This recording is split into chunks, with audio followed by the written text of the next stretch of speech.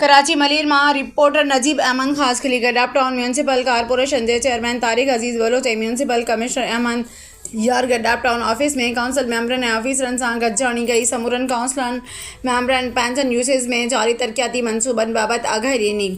उन मौक़े ते चेयरमैन तारिक अजीज़ बलोच चयो त गडाप टाउन जे समूरे यूसेज में अवाम जे मसइलनि खे आॾो रखंदे तरक्याती मनसूबनि ते कमु कयो पियो वञे। गडाप टाउन जे अवाम सां असांजे अमल खां वाक़िफ़ आहिनि। तरक्याती कमनि में देरि थी सघे त पर क्वालिटी ते कंहिं क़िस्म जो समझौतो न थींदो। अवाम जे ख़्वाहिश मुताबिक़ काउंसिल मेंबर जी डिमांड ते कमु कयो वियो आहे। असां पाकिस्तान पीपल्स पार्टी जो चेयरमैन बिलावल भुट्टो जी टीम जो हिस्सो आहियूं।